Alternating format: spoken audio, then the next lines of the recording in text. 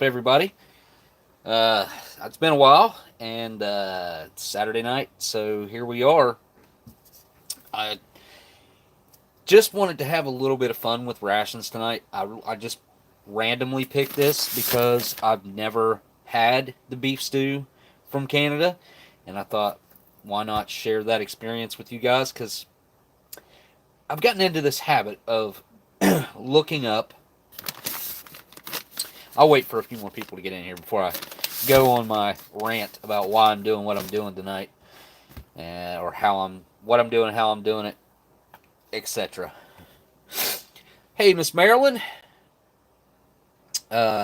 P&G Doolin, is that how I should say that? P&G. What's up, Miss Aletha? Miss Renee, how you doing? Fordman, hello. Erie Eric. Oh, Canada. Oh, Canada. Divine Spirits Taco messages TV. Oh, shit, we get a live. Yeah. Yeah, I skipped a week. Well, I didn't skip it, really. My son had his last golf banquet last Saturday. Yeah, my kids are grown up, and it sucks. It sucks. I mean, I don't know. I know they're not disappointed about it, but that's the way it is when you're a parent. I suppose I'm learning that anyway.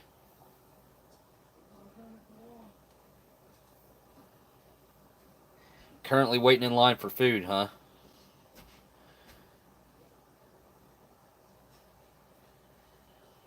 Well, I appreciate that. Yeah, it's not very often that something like that comes up, so once a year for that one.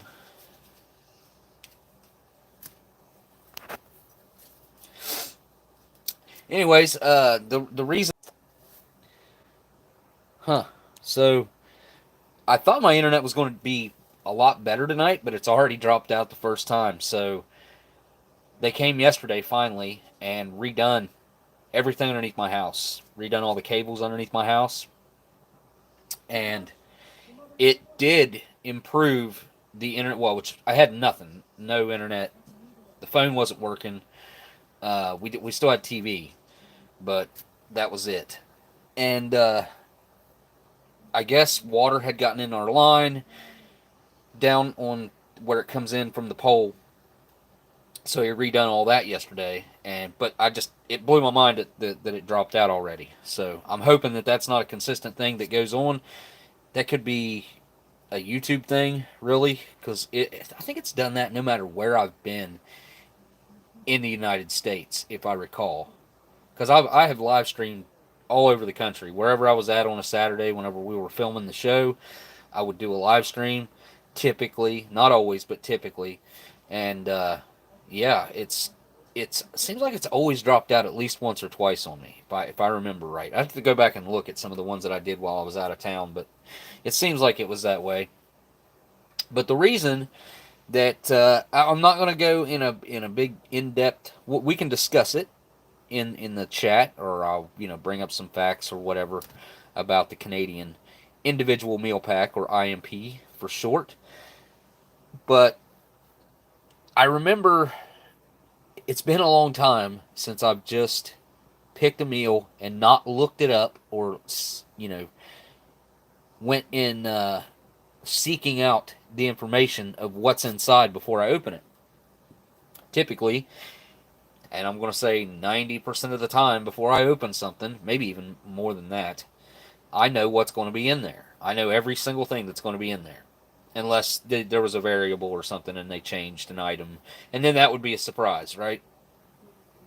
But that's part of the lure of the whole eating military rations thing, is kind of like opening up. I know it sounds crazy, but to some people it does. But it's kind of like opening up your own little Christmas gift, which is fitting. Christmas coming up. That reminds me, real quick plug for one of my friends here that's in the chat right now. You guys, now I'm not going to say for sure. You might be able to get this by Thanksgiving. I doubt it. But if not, you can still get it by Christmas. You got Ann and Alan, It's AnnandAllen.com. I'll show you on the back here. Right there. AnnandAllen.com. And that's Miss Marilyn's gooey butter cake. Featured on Travel Channel, Food Network, The Today Show, Chicago Tribune. You guys, at least go check out the website. See if there's anything that's calling your name. It's a great gift idea. Or if you don't know what food item to bring to that kind of potluck dinners that we have at Christmas and Thanksgiving time, this is a great option for something to bring, and everybody will be asking you where you got it. I'd almost put money on it. Now you can get the box dinners also. I don't know if I have a pamphlet about that or not. I don't. Anyways, you can get them in a box of dry goods that they send you, and you make it yourself, or Miss Marilyn will send them to you fully made, and they're like packed in ice, I think, and they're very well packed, and then they'll keep in your freezer for quite a while. I don't want to put an exact time amount because I can't remember how long it is, but it was long enough. Anyway, back to what I was saying. Instead of me digging up as much backstory information that I can about this particular meal, or how long has this been in circulation in the particular IMPs from Canada this time, which I guess I could have thrown I think Smitty sent me this flag right here, this little flag, and then somebody else sent me an actual little flag. It's a little paper flag here. It's still cool though. A little bit dusty, been hanging up there for a while. Not touched. Canadian flag it out, maple leaf it out. Hey, there's cyanide cookies all the way over in Australia, which would be early morning for him over there. So, buddy, Sebastian, stop it. It's a cat. But yeah, like I said, typically I would dig into this and try to find out, like, how long has the IMP had beef stew in its menu lineup? What kind of information could I find on this? Is this one of the favorite menus of the men up there? Which this menu particular in America has been around. I think it's one of the ones that's been around since the very beginning. I don't think they've ever took beef stew out of the circulation. That spaghetti's always been there, and I would assume always will be, because I don't know why, honestly. I'm not a fan of the spaghetti, not the American spaghetti anyway, and I can't remember if I've had the Canadian spaghetti or not. It seems like I haven't. Maybe I have. I don't remember it though, if I did. I remember having one that had great big old meatballs. Maybe that was Canadian. It probably was. But Canadian IMPs are becoming increasingly hard to get your hands on. Like, extremely hard to get your hands on. And the new ones are in these bags that are resealable. I do believe they're resealable. So they've changed styles. They've gotten away from the paper bags, which the paper bags are not great for any type of long-term storage, or it's just not great for packing these things around, in my opinion. The way they have them packaged now, and the bags that they have them packaged in, your leftovers, you have a bag to keep those in, to pack them around with you. I think it's a great move for them. And I guess they did lose a little bit of weight too. I remember I watched a little bit of Steve's video, and that's one thing I caught him saying, was that they reduced the weight on them a little bit. I haven't looked into that because I haven't had one, so I haven't really worried about it too much. But this one right here in particular is menu 20. Now, sometimes the Canadians will have two of the same menu, but there'll be different menu numbers, and everything other than the main will be different. Which one is it? There's a breakfast menu that's like that. I think it's hash browns and sausage is like that, and I can't remember what there's a dinner or a lunch or a dinner one that is like that too. It's the exact same main, but all the other side items are different, and everything's different other than the main. I can't remember what it is, though. I guess I could leave that up there for right now. I don't know why I'm messing with it. Alright. Well,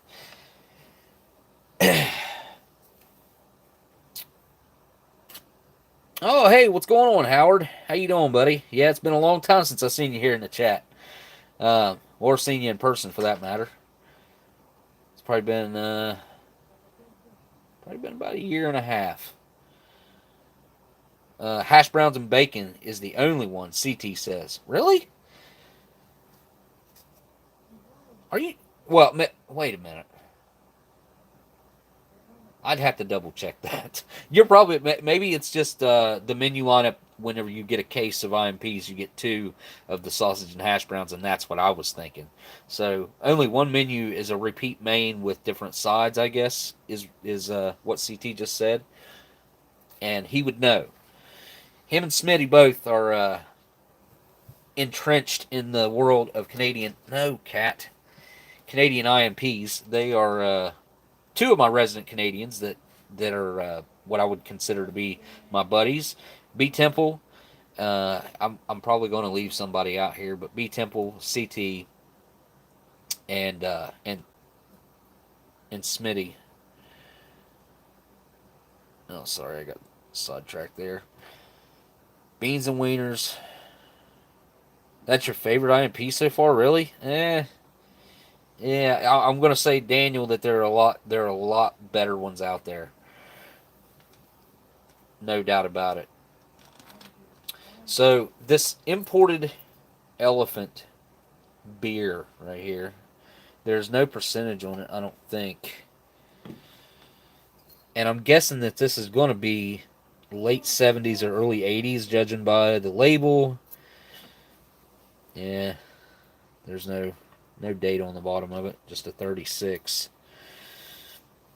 Cat, seriously, get down. Brownie, get down. Get down. You're getting on my nerves. But also, judging by the back, this label right here, yes, there is a barcode down here, so that tells us that it is after the barcodes were introduced. So I'm definitely thinking real late 70s, early 80s is what I'm thinking, judging by the label, the bottle, and everything that I'm looking at. No. I would say that I'm a pretty good judge of guessing on the years on these, and throwing a range out there on how old they are, and I'm sure we could tell. I know there's a way to tell by this government warning right here, because this is a 2-part government warning. The first one is, according to the Surgeon General, women should not drink alcoholic beverages during pregnancy because of the risk of birth defects. And then number 2 is, consumption of alcoholic beverages impairs your ability to drive a car or operate machinery and may cause health problems. So they're going all out and warning you here that alcohol is not good if you're going to drive or run equipment, and it could also cause health problems, and also cause birth defects in women that are pregnant and drinking. So I just saw a super chat pop up there. William Totake, hey Smoke, hey Smokey, when is the TV show? Yeah, probably not going to happen. Everything that happened with the TV show, you could almost line it up exactly with COVID. I shouldn't even say that word. I know this is... You guys would have to agree with me. That's stupid. That you can't even hardly say that word on YouTube. They will demonetize the video. They'll age restrict it. It's crazy. So let me try to refrain from saying that. But right as that started to really ramp up in March is when the show premiered. The show premiered March 25th. And I actually left New York 2 days before they shut the city down. Then, whenever the show actually premiered, everybody was tuning in to the, most likely your local news channels. A lot of people were turning on the local news channels and just leaving it on there and letting it run in the background. So they weren't even changing the channel most of the time. They were just leaving the TV on and letting it run. Now, I'm not blaming that 100%, because we actually did pretty well in the ratings, especially considering the environment, the people watching television at the time, the environment that we were in, um, most people were watching the news for updates on what was going on in the world and in the country. So, we finished up 38th, I believe, in the top 100 in the ratings, which, if you ask me, is not too bad considering, like I said, the environment that was going on at the time. But if we were, which the plan was to film a season 2, to come in to film a season 2, it was impossible because that would have started within a few months after maybe not even 2 months, 3 months after we wrapped up at the beginning of March, whenever that was. That whenever, not when the show premiered, but when we were kind of done with filming and doing sound, we would have been right back at it pretty soon. And with the environment, there was no way that you could film TV. And I've actually, not to go into too much detail because I don't know how much you'd want me to tell this, but I did sit down and have a conversation with Adam Richmond, and he also was saying like how hard it was. Well, they didn't successfully film a season of television during this pandemic. It was impossible to do. If you look up Modern Marvels right now on History Channel or Hulu, whatever, wherever you want to find it at, history.com, if you look it up right now, the new format with Adam Richmond, who took the show over and is now hosting that show, you'll see that there's only 2 completed episodes, and that's all they got through. Not that they didn't want to film an entire season, which would have probably been anywhere from 12 to 15 episodes, maybe more, because you know how Modern Marvels is. Actually, Modern Marvels might have been a little less because that's a very inclusive show. But it was just it wasn't possible because of the fear that things were going to happen. And when something did happen, which wasn't nothing really, not as far as they were concerned, it happened somewhere else. But like I said, I didn't want to go into too much detail about that, and I'm not going to because, like I said, I don't know how much of that story is out there. But like I said, it's very, even still now, it's extremely hard, and it costs a whole lot more money to film a TV show than it did when we done it. So anyway, thank you for that super chat and good question that sent me off there. I think it's great to explain things like that, though. If things ever calm down, I don't know that history will pick it back up, which they may, because before all this started, they were going to start focusing a little bit on food. Like that, I think they wanted to get into the realm of the food and food history. And because you've seen how they done like the Foods That Built America and stuff like that, they were really diving in deep into the history because it has a lot to do with American history. And since everything that's happened, I don't know if that's still where their focus lies.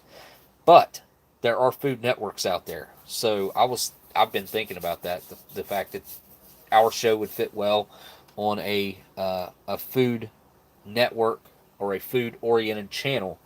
So I don't know. There's always a possibility. You never know what's going to happen. So imported elephant. Let me look real quick what I found about this, because I just real quick.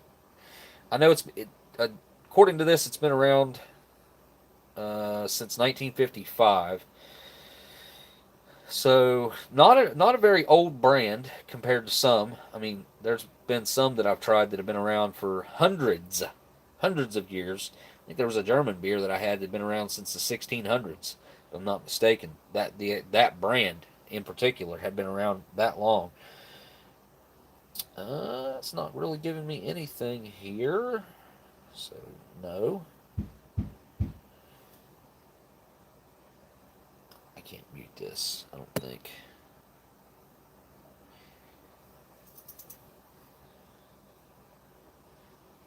Would you mind telling him to not do that? Not right now, just whenever. there's not a whole lot of information that I'm seeing out there. I'm not even seeing a review on how it tastes. So we're about to find out real quick. Oh, there's a super chat. Sorry, I was looking away. You ran a rabbit, but it had meat on it, as my pastor would say. Hey, Oldsmokey. Hello, everyone. Hope you're all having a great weekend. It is IMP time. It is. Yes. And cheers to that. And thank you for that super chat, Dub C. There should be a link to Dub C's channel right down in my description. There should be. If there's not, it's very simple to find his channel by typing in Dub C. I'd encourage each and every one of you folks to do that right now. And, oh, that looks really good, actually, compared to a lot of stuff that I've tried before. That is promising. Now, that aluminum foil is going to end up in my mouth. I think some of it might have ended up down in the bottle. And I got a fly. Awesome. As cold as it is outside, I've got a fly. But yeah, thank you for that super chat, Dub C. And like I said, you guys really should go check out his channel. Did I miss another super chat? I don't think so. Yep, no, I did. Yep. The show was very successful here in Brazil. Also, your dubbing was very good. Congratulations for your work. Well, thank you very much, William. I appreciate that. I think you mean the. I hope you mean the sound. I think. I don't know if that's what the dubbing means. But I appreciate that, and it's really awesome to hear from somebody from a different country who got to watch our show.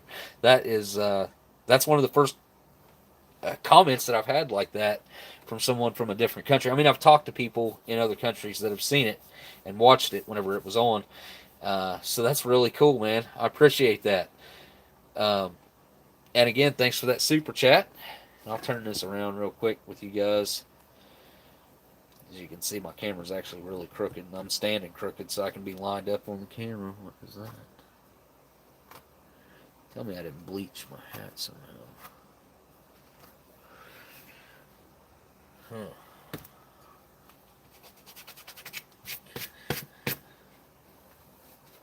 Alright, there we go. I should have smelled this as soon as I opened it. It does have a little bit of that bite to the smell, like I've talked about before. It doesn't smell skunky in any way. It doesn't smell like it's going to be that deteriorated beer. It's not. It doesn't smell that way. Now, sometimes things taste exactly like they smell, and then sometimes it's the complete opposite. And I know that might sound strange, but it does happen. Not a whole lot of it. Not real often, but it does happen on occasion. It's got a real dark scent to it. Huh. It does have a little bit of an old kind of twist to that smell. Find out what it tastes like.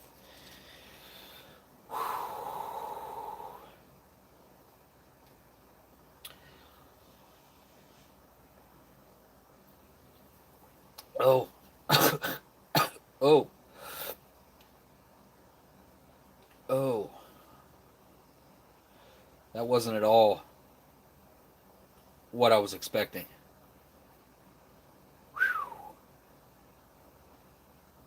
Oh, man. Oh, no. This has got a bunch of big old chunks in the bottom of it. Let me see if I can show you guys this. You might be able to see it. I don't know. Bring the light down here.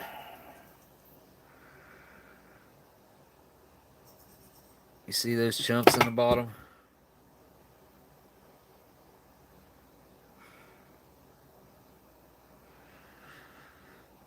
They were moving.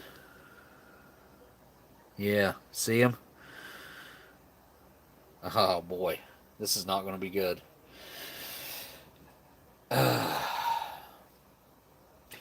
Something's definitely wrong with this. This is not. First of all, I wasn't paying that much attention. There was a little bit of a hiss whenever I popped the tab, but nothing like it should have been. And it tastes awful. It tastes very oxygen damaged. It's really flat, but it's got this. I would just call it a heavy, dark. I guess it's pretty hoppy, like hops that have went bad. I don't know if I can drink this one. I can't believe it was so bad when it hit my tongue. I was like, whoa! It wasn't anything like what I was expecting. It didn't taste anything like it smelled. Uh, Here we go.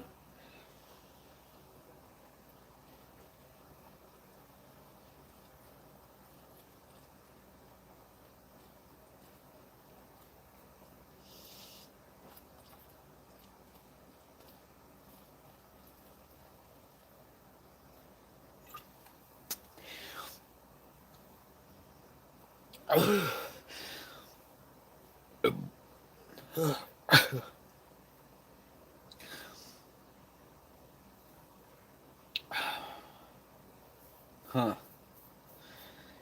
It's definitely got a real harsh chemical flavor that, like an aftertaste. It kind of follows it up, almost like a chlorine flavor. That's not good, obviously. Um, I think I managed to not drink most of the chunks. I think.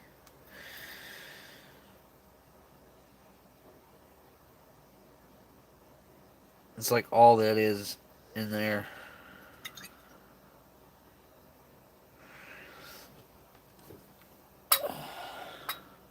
Yeah. When I look at it up at the light up there, you can't hardly tell because I can't get the angle right for you to be able to see it. Anyways, that was awful. It wasn't anything like I expected it was going to be. It's uh, it's not a good representation of what this would have tasted like. I don't think. I feel like, yeah, not a good representation of imported elephant. I don't think. This was a. See, they make malt liquors too. I was noticing it. See, by appointment of the Royal Danish Court, brewed by and bottled by Carlsberg Breweries, Copenhagen, Denmark. I can't even read that stuff on the gold label. Might actually be able to see it better on the camera. There's a number stamped right there too, 1429, or no, 11. Yeah, 11423. 11423. And there's a 4 over there. I wonder if that has anything to do with the date. Probably. I would say that there's probably a way to nail this one down to exactly how old it is. I'm done with that though. That is the end of that. Let me put my flags back up here so I don't lose them.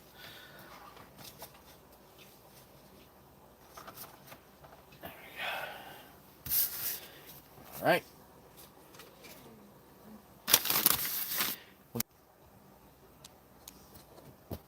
Well, that was the second time. I really didn't expect that. Smoke will be that Miss Marilyn actually sent me this can. All right, straight into this IMP. I've never had the beef and vegetable stew, which, I mean, the equivalent would be just beef stew here in America in the MRE. Now, I thought about, I don't know if this case that I have that foreignmre.com sent me. So, if you guys want to save $10 on a case of MREs or First Strike rations, go to foreignmre.com and use the code OS10 or Oldsmokey10, and they'll give you $10 off your order. Which and I think they give free shipping over there. I think last I checked, if you use my code, you can get a case of MREs for I want to say it's like $99 shipped.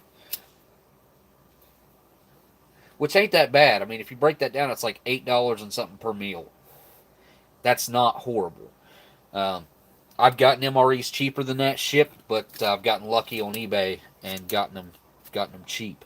But I thought about getting out a beef stew, a new beef stew, maybe even a 2019 beef stew MRE, and comparing the differences between the MRE and the IMP.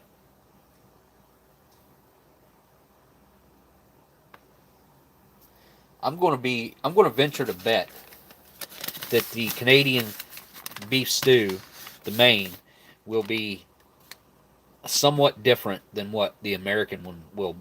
Well, I know what the American one's like, but I venture to bet it'll be different. And if the past is any indication, it will probably be a little bit better quality. It just seems to be consistent across the board. Usually, not always, but it's more often than not.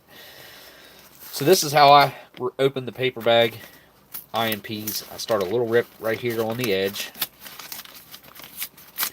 and then you can just split it open. This keeps your bag nice. And then these flaps right here. Undo those. And there it is. Other than that little rip right there, whenever I ripped it open, that's it. It opens up really nicely. Now let's find out what's in this. Oh boy. Starting off not so great. Wow. This thing is hard as a rock. And it's not cold either. It's just hard. And it feels greasy. It's really weird. This is the Canadian Energy Bar. This is probably made by that. Yeah. Made by Meal Kit Supply. Meal Kit Supply is associated with, I do believe, they are associated with MRE.com. MREinfo.com. K-Man, my dude, he might be in the chat right now, but you'll find Meal Kit Supply stuff over there linked on the MREinfo.com website.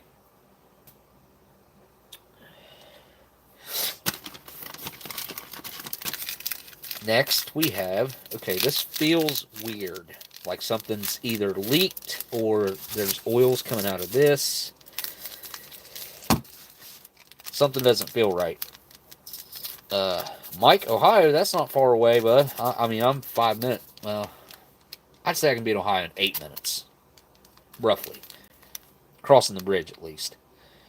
Sweet and creamy. I do love this stuff. The Nescafe Sweet and Creamy. Huge fan. Here we have a Canadian. Well, there was the third time. Hey guys, don't forget to hit that thumbs up or down, and which now you can't even see how many thumbs down a video has, which I think is a stupid move on YouTube's part. And creators and people need to see, like, if something's unpopular, because I think it matters. I think it matters. I just do. I think it's one of those things that that YouTube is screwing up. They should leave it alone. We got a thing of strawberry jam. Not bad, not bad. The only other better option would have been to get a raspberry. And the peanut butter is pretty hard, honestly.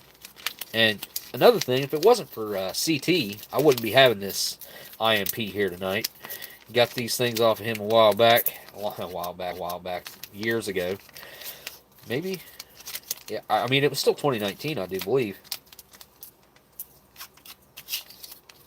Probably. Got them when they were extremely fresh, so I've had them stored well. Got them when they were extremely fresh, so I've had them stored well ever since. There's our Canadian beverage bag, which is actually really a great thing to have. If you were eating this thing out in the middle of the woods, you would, and didn't have a cup, this would be awesome stuff to have. Or if you didn't even want to put a drink mix in your canteen or your cup or something like that. Here we got the peanut butter and banana trail mix. That's an interesting move that they made with the snack in 2019, going with that peanut butter and banana trail mix. I don't think that was around in 2018, if I recall correctly.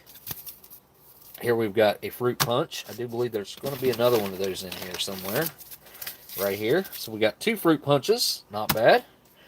It's nice to have 2 drinks like that. I like the fact they split them up so you don't have to drink it all at once. And you got a sealed drink that you can have whenever you know, other than eating with your meal. So you got to drink with your meal, and then you can have something outside of that. We have the famous Imp Hamburger Bun. You ain't gonna see nothing that good right there in a United States MRE. You're not gonna hear me say anything bad at all about the Canadian hamburger bun. The only other piece of bread that's any better, in my opinion, that I've had out of a ration is, well, the Australian's white bread is it's astonishing. It's astonishingly good. It's one of the things that blows my mind. I can't understand how it's shelf stable. It's so fantastic. Got a pack of matches made by Eddie Match. Right there. It's right over there with the beverage bag. Here's our little Canadian maple leaf moist towelette that you got to put some water to. Pack of Tic Tacs. Not a fan of these either. I think they should have left the gum in there and left it alone. The gum had aspartame in it. People used to say, oh, it works like a laxative. Well, I mean, those fake sweeteners do mess with your stomach and make you need to go. They provided us with a thing of Tabasco with this. I don't think beef stew's really a great one for Tabasco, but it's my opinion. What kind of dessert do we get in this? Sliced peaches. I ain't had these in a while. And this is one of those weird ones where they came in and put a piece of masking tape on the box, which 268th day of 2018. Interesting.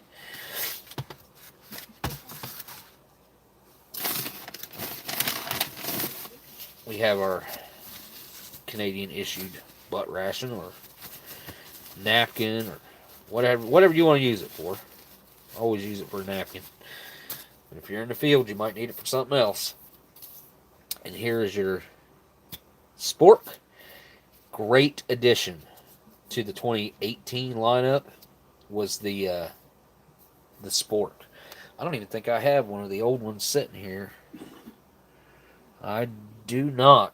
They used to just have a white, like, it's kind of like a Dairy Queen spoon. It was long, it was long like this is, but nowhere near the quality that this is. And in comparison to a MRE spoon, like, our MRE spoons are a little bit stiffer than the Imp Sporks are, and the Sporks are actually a little bit longer. Well, I mean, a good little bit longer. Line them up on the bottom right there, and we'll see exactly. Yeah, that's a sizable amount right there. I guess we need to make our spoons longer, huh? Alright, one more thing left in the bag. And that is our beef stew. Well, beef and vegetable stew. What do we got on the nutritional facts here? Well, date 341st day, so right at the end of the year. 230 calories. Not bad for this big of a main.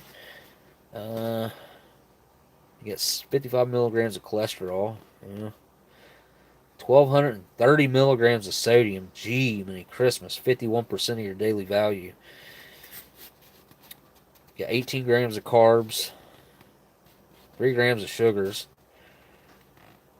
30 grams of protein. I mean, that's not bad either. There you go. Here's a look at the ingredients list. Let's see what's in here. We got diced beef, potatoes, carrots, green peas, tomato paste, modified cornstarch, celery, white flour, salt, butter, cornstarch, dehydrated onions, beef fat, hydrolyzed wheat, corn, and soy proteins, beef broth, caramel color, spices, and garlic powder. Alright, let me get this bad boy opened up. And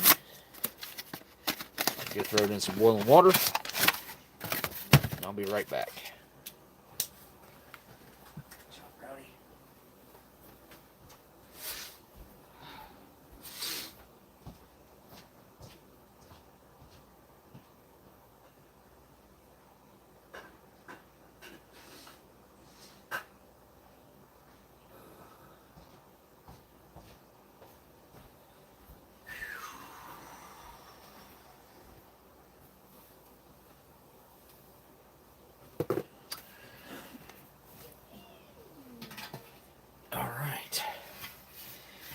rest of the stuff put on the tray.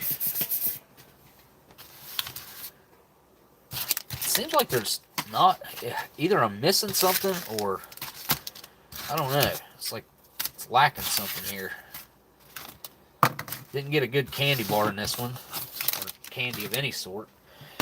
We got that stupid sports bar or whatever, energy bar. This thing, seriously, is like hard as a rock, and it feels greasy as I'll get out. It's actually, it seems like it was kind of pressed, kind of thick, cut kind of thick, if you ask me. It's been a while since I had one of those, but the last time I had one, I was not impressed at all. Not with the flavor, the consistency, nothing like that. So, let's save that. Put our little thing of leftovers here into our bag. This is what I always do with them. Stick a fruit punch in here.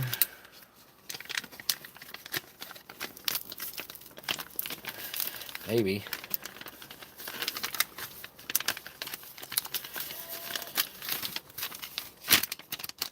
There we go.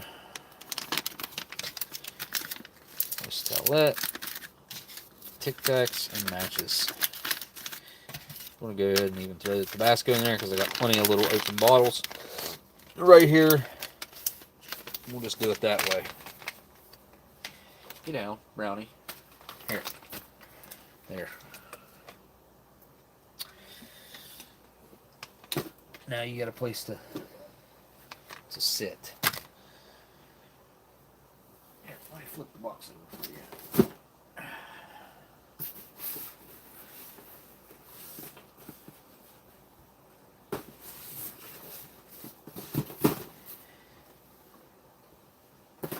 There you go. Okay.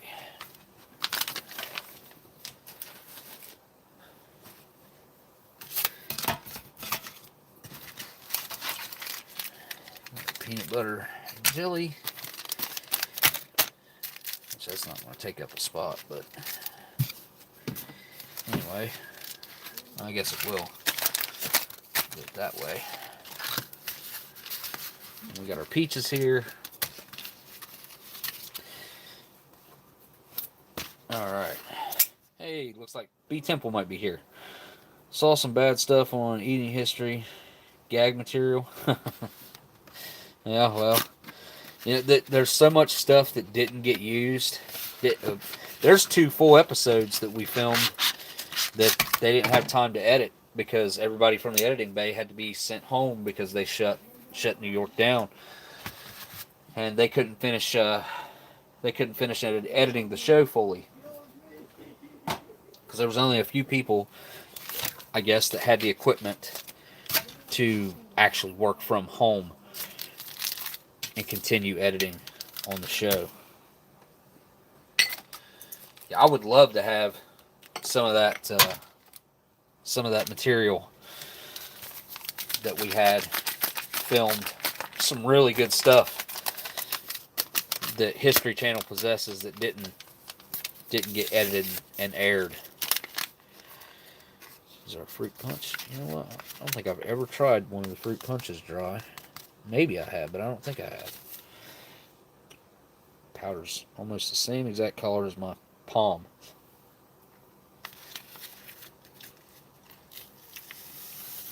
Sometimes I actually think the drink mix is better as a candy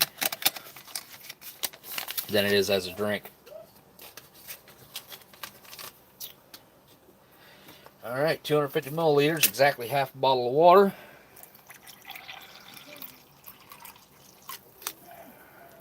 A little bit more.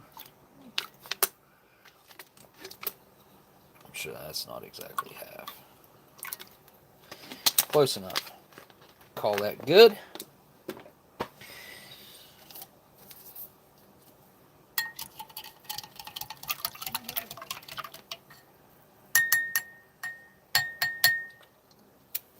Alright, on to the coffee.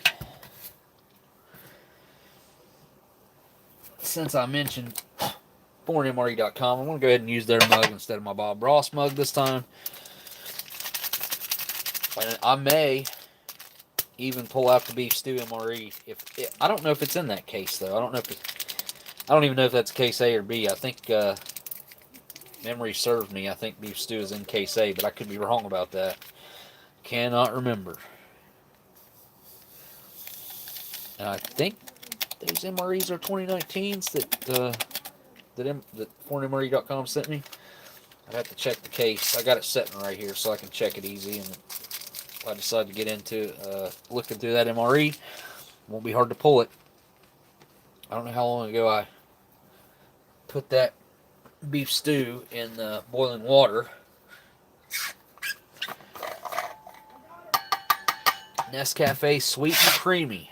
Doesn't look much like coffee, but I happen to like the cream and sugar aspect of it. But see, my problem with that is I know a lot of people don't like that. You know? I think Gundog would be one of the folks that wouldn't like it that way. I don't think G. Schultz is really a coffee drinker, if I remember right. But, you know, it isn't for everyone, this sweet and creamy coffee. I mean, it's perfect for me, but I don't think I represent the majority when it comes to how people like their coffee. But I guess I'm lucky. I'm lucky that it's exactly how I'd want it. I'm going to open that last because it's kind of the messiest item. Here we got our peanut butter and banana trail mix.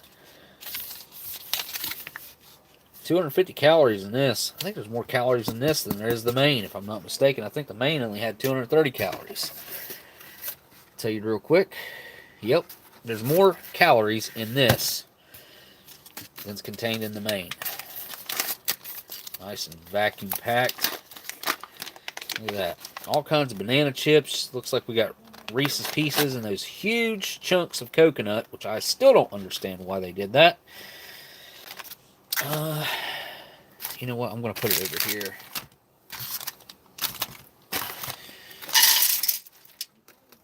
There we go.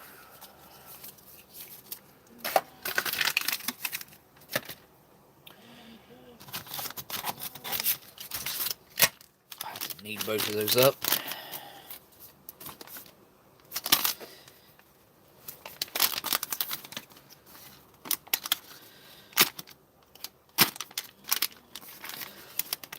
Pretty tough packaging right there, actually.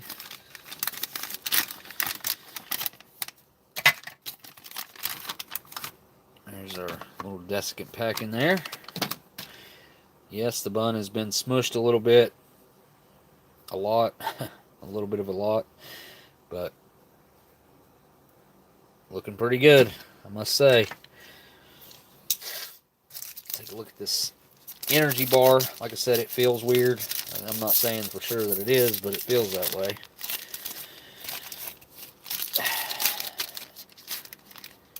Yeah, this is definitely cut quite a bit thicker, and it's not exactly appetizing.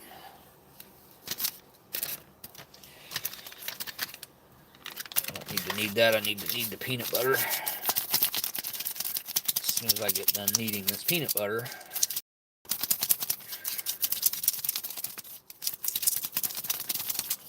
getting it opened up, go get that main out. I'm sure it's been in there long enough.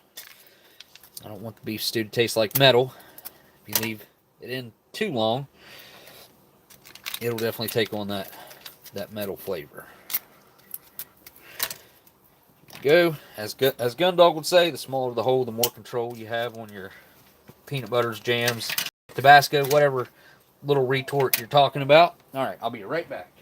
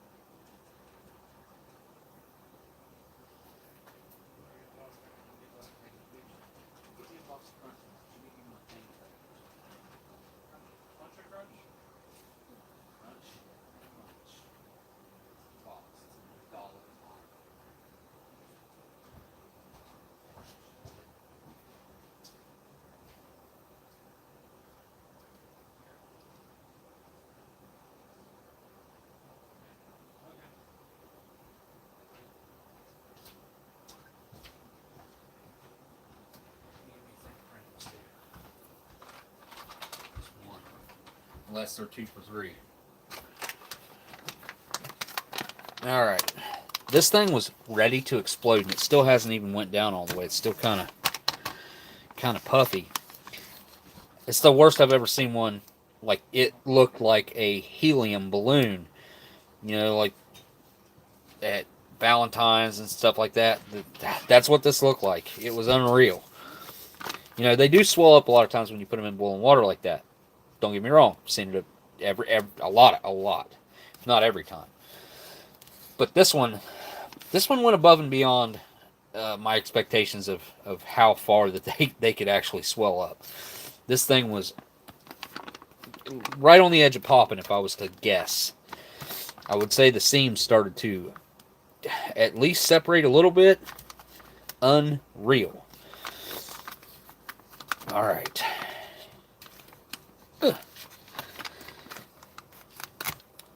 Canadian beef stew. Well, beef and vegetable stew. There's also a lamb and vegetable stew and a chicken and vegetable stew, if I'm not mistaken. So this looks more like a soup. So I'm going to put it into a bowl.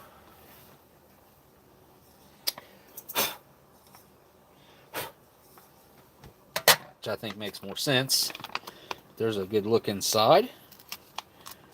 All right, let's take a look at it in the bowl here.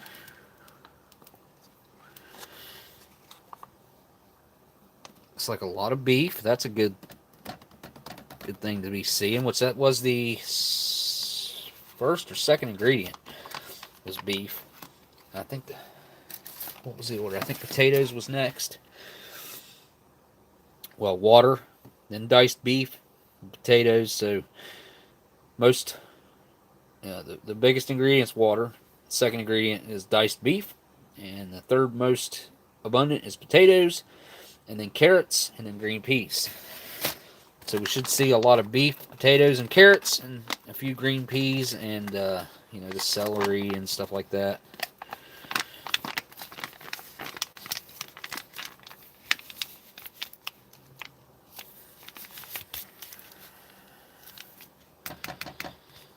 All right.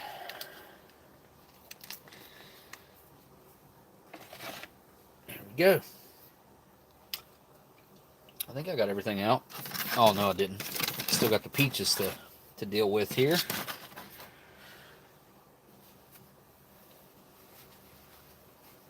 All right, I'll get my napkin.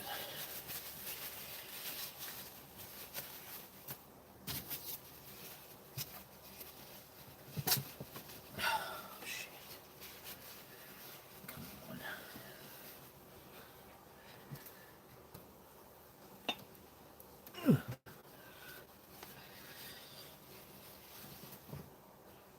All right, here we go. Get these peaches out, I suppose. If I could put these in a bowl, maybe. Hang on.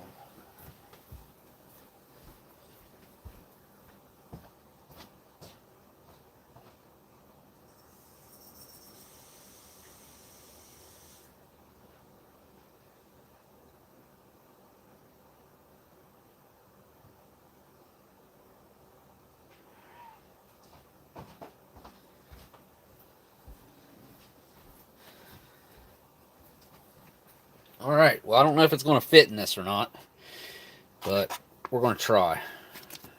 It's been so long since I used this little bowl, it has to be rinsed and washed out a little bit.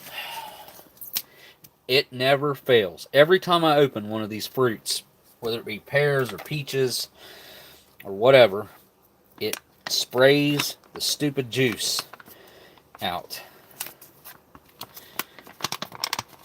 I don't want to make the mistake of dumping it there. So there we go.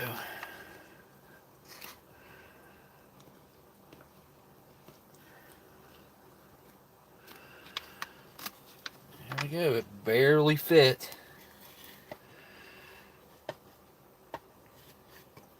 Huh. I'm gonna have to put like a piece of this coconut underneath the backside here. Set the bowl on to lean it forward. Actually, let me just drink a little bit of that juice out of there.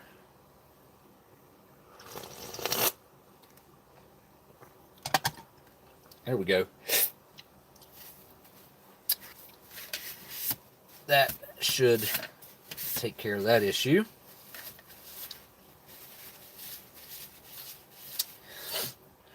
All right. Obviously going to start with the beef stew. It's looking pretty tasty. One thing the United States does provide you with that the Canadians do not is salt. No salt to add to your meal, no pepper. Now, they did provide Tabasco, so that's at least something to enhance your meal if need be. But I think Tabasco is a pretty narrow market. I don't think everybody loves Tabasco. I think just about every person on earth that's ever, well, not on earth, but every person in, say, America and Canada has eaten salt and wouldn't complain too much about it. Let's take a look at one of these chunks of beef to start with. Of course, these are pressed and formed cubes, but you can see the fiber of the meat right there. Doesn't look like it's been completely pulverized. This does look like it has some original form of its fibers going on there, which is a good thing. I'm just going to try the beef to start with. A little tiny bit of gravy with it, but here we go, down the hatch.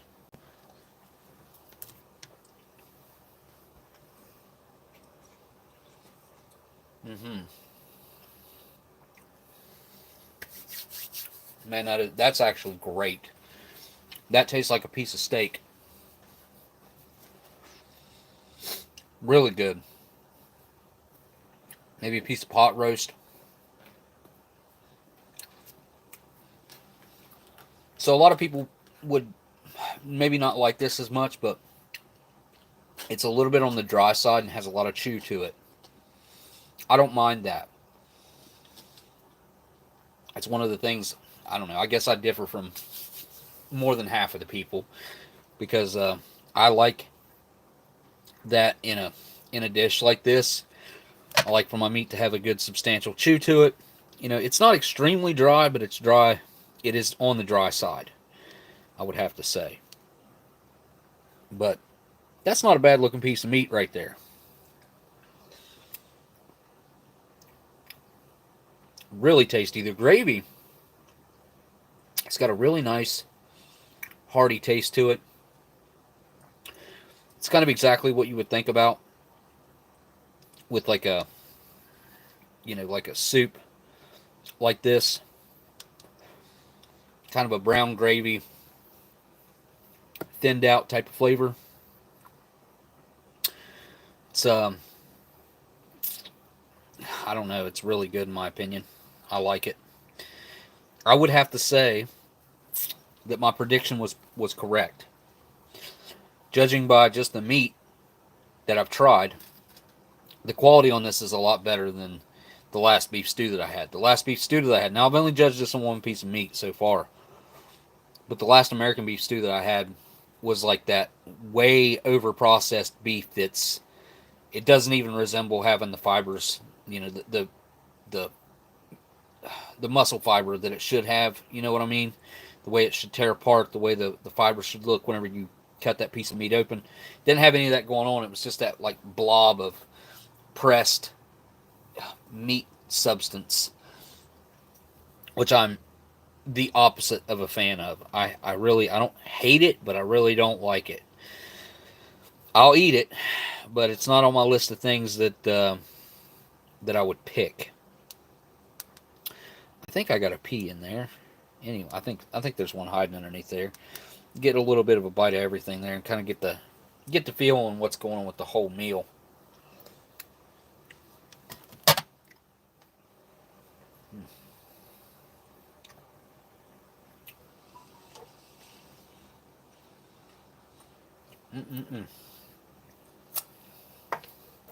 That is a really tasty dish.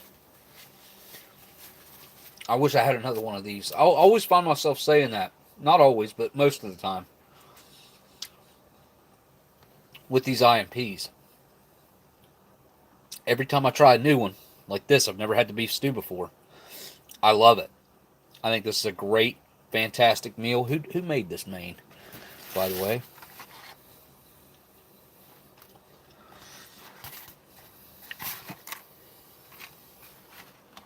Probably going to have to look on the actual retort here. It's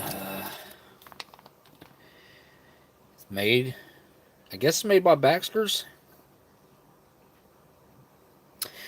Kind of wonder if it wasn't cooked by Warnick and then, you know, packaged by Baxter's and distributed into the IMPs. I know they do that, but regardless, fantastic job on this one. I'm a huge fan of this main. Just, I've had 2 bites, but both chunks of meat that I've had so far were outstanding. There's no like fat rolling around in there, which the last time we were on a live stream, I had that Russian meal, and that kasha, the beef was 80% fat, I would say. And of course, I'm not a big fan of the fat area of meat, but I understand also that that's something they're accustomed to. That's what they like. That's what they need in the super cold environments. So it makes sense, but it's just not something we're not everyone, but a lot of people in America, I would say, are not accustomed to eating big chunks of fat like that. Myself included. Now, I do think it could benefit from a little bit of bread. So, try another bite. Now, it doesn't taste overly salty to me. I do taste the salt, don't get me wrong. But it's not one of those dishes that when you take a bite, you're like, oh my god, that's really salty. So, try it with the bread.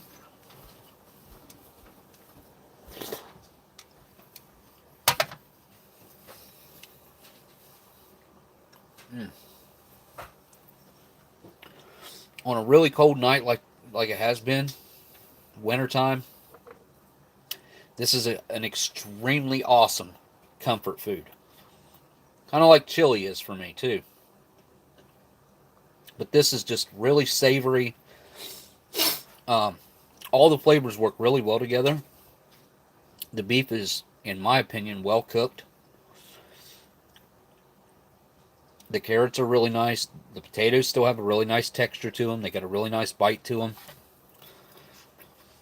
I've had potatoes in dishes recently even that were, they still look like that, but when you put them in your mouth, like you can barely even tell it was a potato.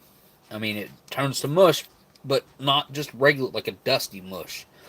A moist, almost dusty mush. It's really hard to explain, but it's kind of like this. It's a dry dust. I don't know how to explain it really. It's a weird texture that sometimes potatoes get if they're, maybe it's a preservative that they're using or a way that they maybe dried the potatoes before using them. I'm not really exactly sure what's causing that overall, but there's a big old chunk of celery. Yeah, I've had some weird potatoes recently.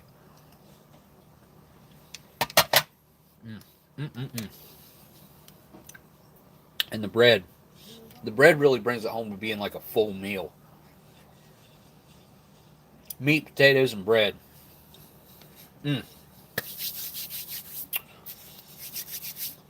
Looks like somebody's having lunch. I'm going to guess in China. I can't, honestly, I'm not. That's a total guess. Could be Japan. I'm not really sure. Musk lifesavers. Yum. Those things are weird. To us Americans, those things are trying to eat it like a, if I remember right, it was like really floral, had like a really flower taste to it. Time to add some Tabasco to a bite. Comes out of this bottle real easy, so I gotta be careful. think I got some out of there. Oh yeah, it's coming out of there. Alright, here we go. With the Tabasco.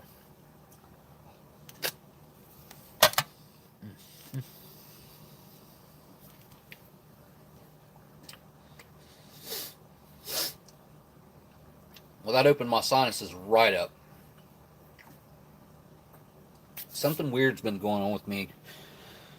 Probably for close to 2 weeks now. My tongue and my mouth in general. I guess it's the roof of my mouth, my cheeks, under my tongue, is extremely sensitive. So whatever it is, if it's something salty, I get like an overload of salty. If it's spicy, it's 10 times spicier for me right now than it would be at my normal rate. It's weird. Now the Tabasco, I want another bite with the Tabasco actually. I think it actually worked pretty well with the Tabasco, to be honest. And I didn't really know what to expect with that, because most of the time with the Tabasco, man, really I could take it or leave it. But with this one, it seems to really enhance some of the flavors. I got a lot of Tabasco in that one.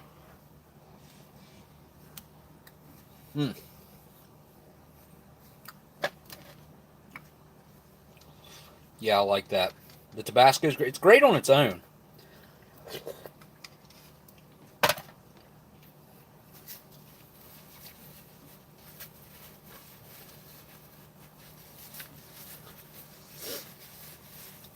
So here's something. So since I've had the Tabasco, which is spicy hot, right?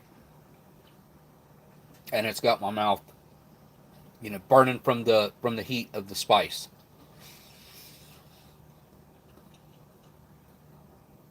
Now, my mouth is 10 times more sensitive to the actual temperature heat of this. So the temperature heat of this, so it's kind of multiplied. It's weird. I don't know what the heck's going on with that. Very good, though. Ooh, I almost spilled that. There's another weird symptom that I've been having lately, is I've been dropping on stuff a lot. I don't know what's going on.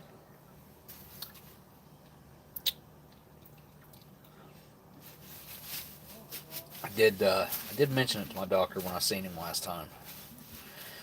But of course I have to see someone else to figure out what's going on, so we'll see. I just need, I think it does need stirred. Just use an MRE spoon.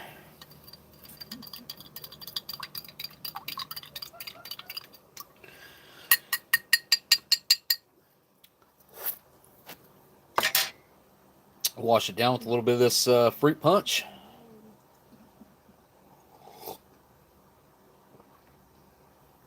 Wow, that feels incredibly cold in my mouth. It's really good though. Nice and tangy. Fruity. You get pick up a lot of like pineapple in there. Yeah, that's what I pick up most, pineapple. All right. Well, I guess moving on. I don't know. I gotta have at least one more bite of this before I move on. It's so good. But it's so full of sodium that I'm going to regret this later. It's going to swell me up. I can almost guarantee it. Yeah, so that's been going on too. Been swelling up. Eating stuff like this. Or if I eat something like this.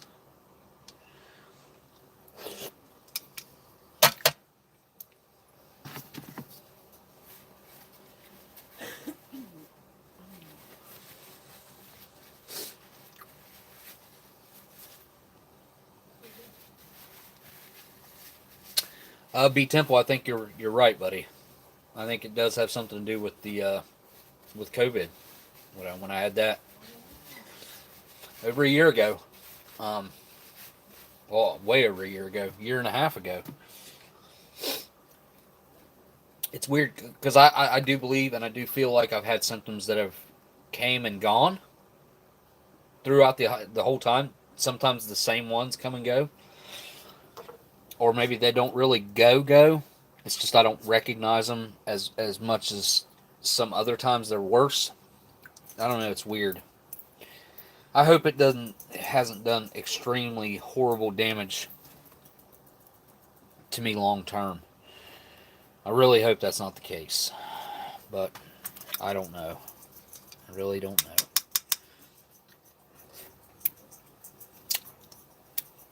Alright, I need to clean my spoon, or spork, I guess.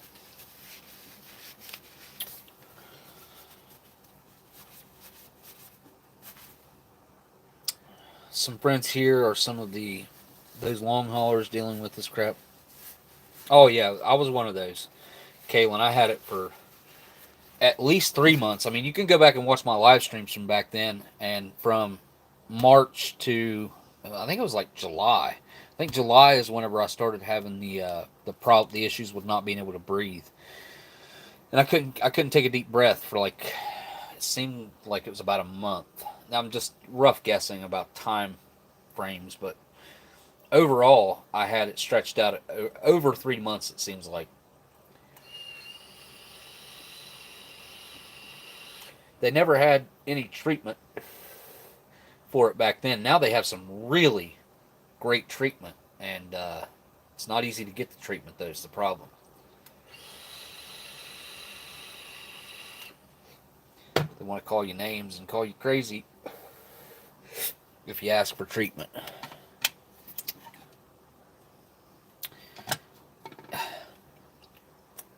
I'm going for the peaches next. I want to eat one of these peaches.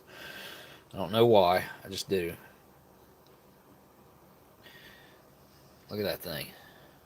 It's definitely not a quarter of a peach, but it's a big old chunk. Down the hatch.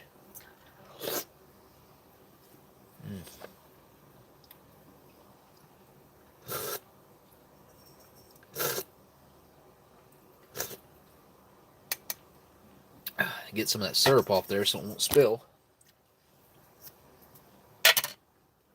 Peaches are exactly as you would expect, just exactly like a canned peach. Tender, sweet, peachy, all in my mustache right now. Sticky. That syrup is very, very, very sugar enriched and sticky. I mean, you get that stuff on your hands, on your face, when you're eating it. It's kind of a little bit of a mess. You know what I mean? I just saw a super chat pop in there. Let me scroll back up here. History Savior 1941 says, been a few weeks. Glad to see you guys. Well, thank you, History Savior 1941. You guys go check out History Savior's channel. There is a link to his channel in my description. We got to get History Savior up to 1,000 subscribers. So each and every one of you folks, I don't care if you leave this video right now, go over there, subscribe to his channel, and then you can come back. And don't forget to hit the thumbs up or down button for me. Not for me, actually. I'm fine with nobody doing that. Let me just put it this way. You're not doing that. You are doing it for me, but you're... I don't mind thumbs down. I think constructive criticism is great. And Google's the one that wants your feedback. Like, they crave it, and that's the only way they'll promote videos is if you comment on videos like this, or hit the thumbs up or down button. If it gets a crap ton of thumbs down, they'll promote it. It doesn't make a whole lot of sense, but that's how it works. The algorithms, in my opinion, are kind of backwards. But here we go with this stupid thing. Your classic kind of I guess you'd call it like a protein bar somewhat. I don't know. This thing, it seems pretty dry for what it is. And I do think it was cut overly thick. I think maybe that's part of the problem of it being stiffer than normal. This is peanut butter flavored. this, I think it's just called Sports Bar in the, is that what it is? No, energy bar. I don't know why I keep wanting to call it a sports bar. Peanut butter flavored 65-gram bar. Here we go. Give it a try. Actually, I'm not even going to eat that big of a chunk of it to start with. There we go. You can see all these little rice balls in there. And a peanut butter flavored goop that encases it. Down the hatch. I need to quit saying that.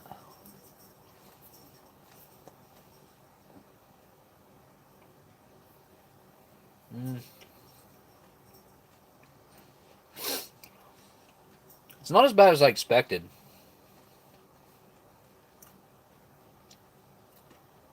The puffed rice is nice.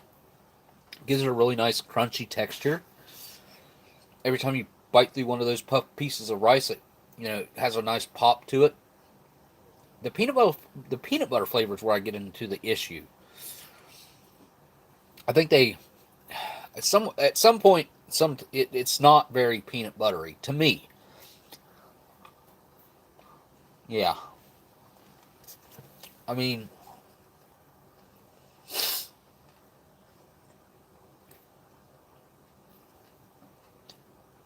if I was blindfolded and you handed me a piece of this and told me to, you know, eat it and tell me what flavor it is, I don't know that I would pick peanut butter. I'm pretty sure I wouldn't.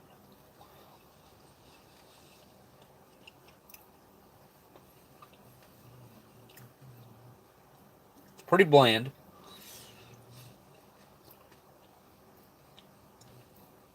But it almost has like an underlying fruitiness to it. Kind of like First Strike bars have. Just about every First Strike bar has a little bit of, you know, obviously the apple one, but the other ones, and the cran raspberry, oh my gosh. Such a good First Strike bar. I thought I was going to be more disappointed with this. I mean, it is bland. It's not that great to eat, but it's nowhere near as bad as I had remembered it to be. Actually, I think it'll get pretty good with this sweet and creamy coffee.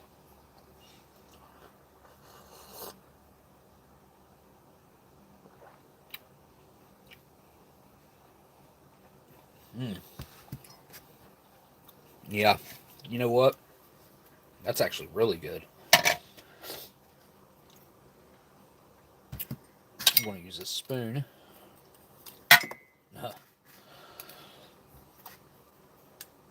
To submerge. Well, I guess it floats actually for a second anyway.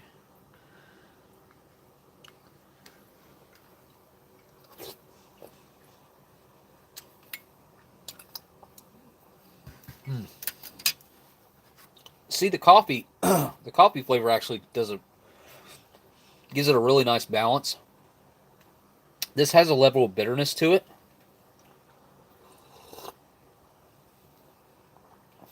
Wow. I mean, look, eating this on its own would be depressing. When you add in this cup of coffee with it, this becomes something that I would seek out. I actually really enjoy these two together. Huh. That's new.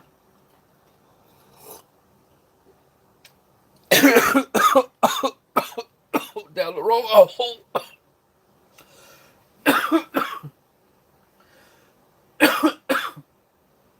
Oh, shit. Oh. Oh.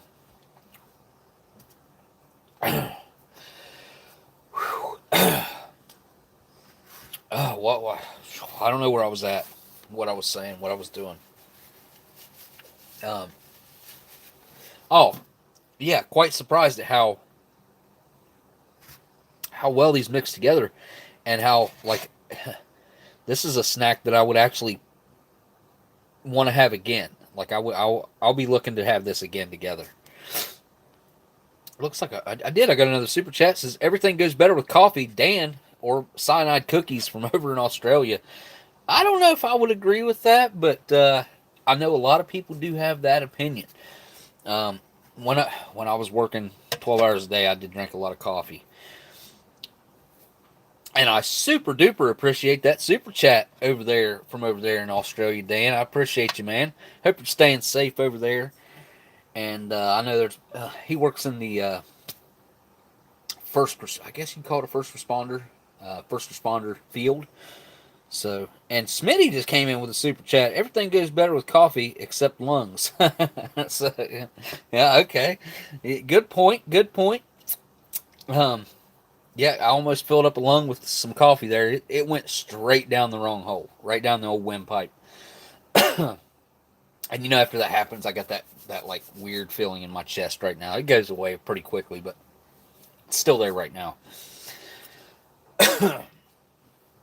So, now when I just coughed right there, I could feel a little bit of that come up and move to the right hole, just a little bit. Hey, it looks like Roller Yak's here, which is the Ration Museum. I don't know, Ration Museum doing a live stream tomorrow. If they are, by the way, I'm sure there's a link to Smitty's channel down in my description too. And if not, type in Smitty IMP and you will find Smitty here on YouTube. Subscribe to his channel as well. He's one of my buddies, and I really encourage you to do so. Sonic Cookie said, I don't know if you are still getting weird media stuff, but life is pretty cruisy here, and thanks for asking. No, not really. There ain't been a whole lot. I ain't seen a whole lot popping up about Australia. There really not that I've seen a lot of that coming up. Just the things that they were saying were they seem to be pretty extreme, in my personal opinion, of what they were reporting on. But again, I take anything like that that I see or hear with a grain of salt. Like yeah, don't even get me started on that aspect. Uh, the word trust doesn't belong in the same sentence with most of those companies or networks, whatever you want to call them. I'm going to move on to this trail mix next. Good old banana chips. They're not too awful thick. A little thicker than I prefer. I mean, that one's definitely thick. You got your peanut butter pieces, or Reese's pieces, I'm sure is what they are.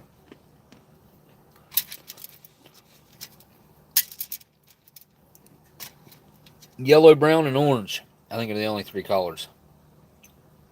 Definitely fall colors, kind of like well, it's fitting for Thanksgiving. Coming up here in, what, 4 days? No, 5 days.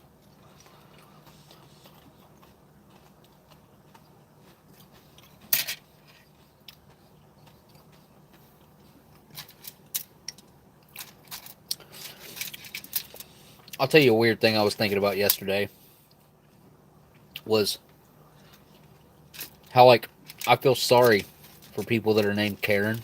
I don't know how many people think about this. I thought about it yesterday. Anyway, I've thought about it before, too. But people whose birth name are Karen, they've been turned into, the name's been turned into this, what would be the appropriate term to use for that? Derogatory term now is the name Karen. And I hate that that's happened for those. Let's be honest. Anybody that I've ever met or known named Karen was a woman. I don't know any guys named Karen right off the top of my head. Not that there can't be one out there, or two maybe. But yeah, those people that got that name from birth, it kind of sucks for them. You know what I mean? Yeah. Okay. I don't understand the coconut. Like that. You're going to put coconut in there. Put shaved, like real thin pieces of coconut. That is not what this is. These are chunks. Chunks of coconut. Like, they're no joke. And if you've ever had chunks of coconut like this, they're extremely hard. Not exactly like chewing on rocks, but not far from it, in my personal opinion. Got a lot of flavor coming out of these little chunks.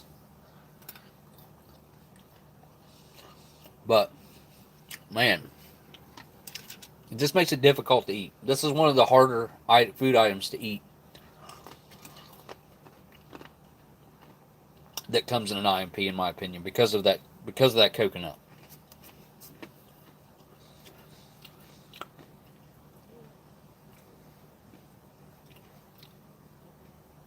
Wanting some of the new ones, what? Good luck on finding new Canadian IMPs. They just don't exist.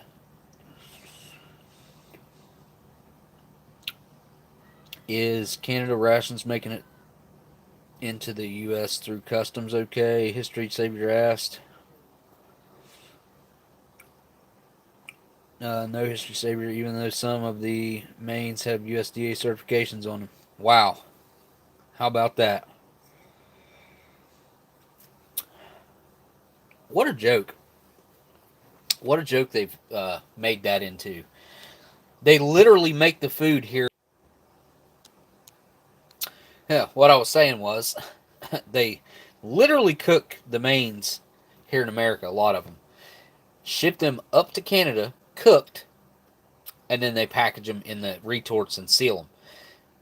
Tell me why Canadian IMPs aren't allowed to come to America. It makes zero sense whatsoever.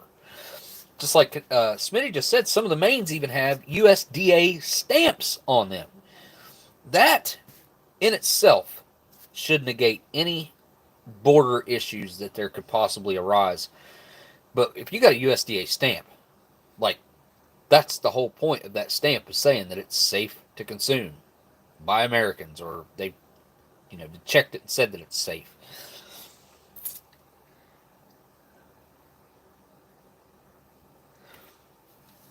Huh. Anything into America that has meat in it, huh? Well, let me tell y'all something. It's just going to get worse. I have a feeling. I mean, they're fixing to hire, like, I think the number was 8,000 more IRS agents to dive deeper into the everyday Americans' taxes and their tax records to see if they can squeeze any more pennies out of your everyday folks. It's going to be the same. They're going to hire more customs agents. They're going to. That's exactly the opposite of what we really need. Like, that's my personal opinion, though. I think government should be getting smaller, not larger. Like, that's my personal opinion, though. I think government should be getting smaller, not larger. But hey, who am I to say anything at all, really? Well, the only thing I got left to eat here is some good old. I'm going to try just the peanut butter first. I don't know why I'm wanting peanut butter, but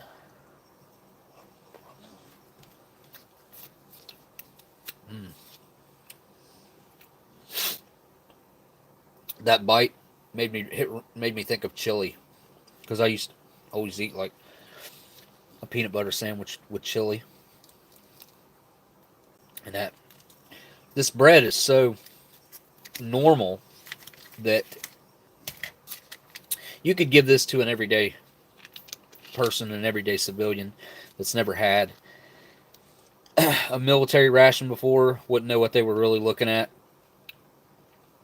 If you handed me an IMP bun, I would know that it's an IMP bun, I think.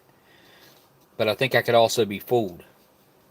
If you just told me it was a cheap bun that came from like the Dollar Tree or something, I might be like, oh yeah, well that kind of makes sense too. But it's really good for a ration bread. Let's just put it that way.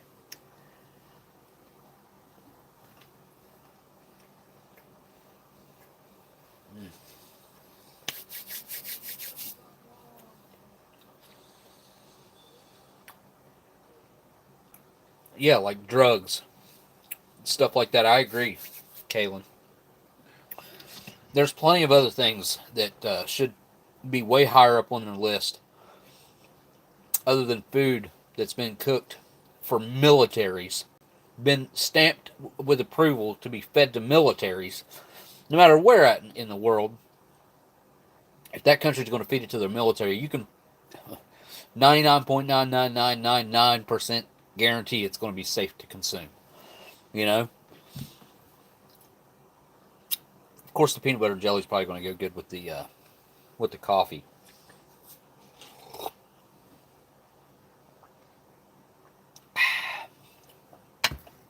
Not as good as this goes with it, though. This has kind of cooled off a little bit. I think it'd be better if it was hotter, which I might actually microwave it and make it hotter and eat the rest of that stupid peanut butter bar thing with it. Just a jelly.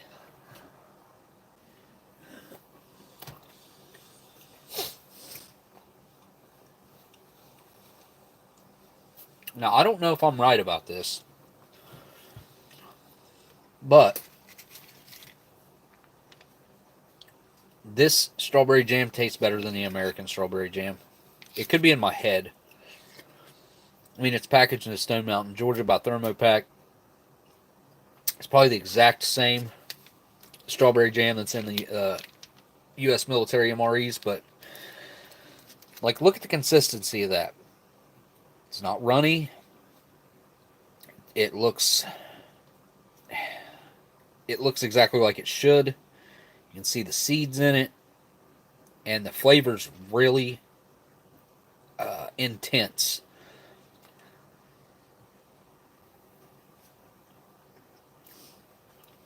Which I'm a big fruit fan anyway. Just about anything fruit, I'm going to love it.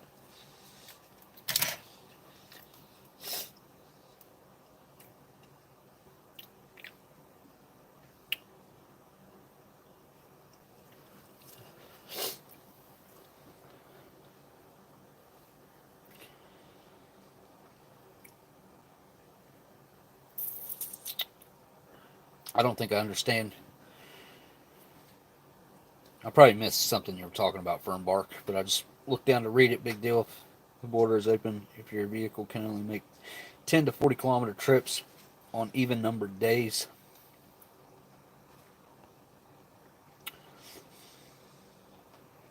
Oh yeah, you're not even allowed out of the country, from what I understand, in Canada, if you're not fully VA, VA passported. From what I understand, you gotta have even the booster,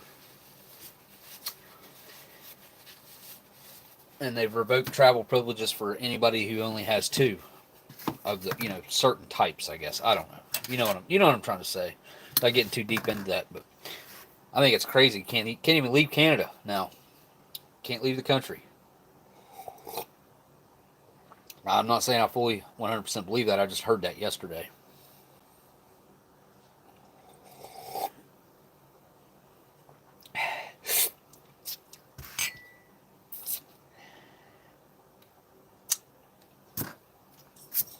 Well, I mean, I guess, Smitty, if you needed it, I would hope that you could get it. But that's going to depend on their, I guess, their level of record keeping. Which is kind of what they're doing with every person on the planet right now, is building up a record. It's kind of crazy when you really think about it.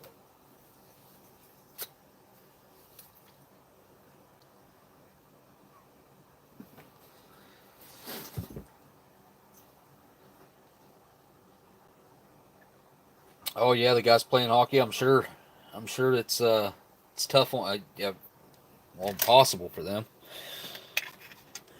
All right, I want to eat one more of these peaches just because I can't stand looking at something that looks like it's about ready to spill. Guess I'm gonna have to eat two. And it still looks like it's almost ready to spill.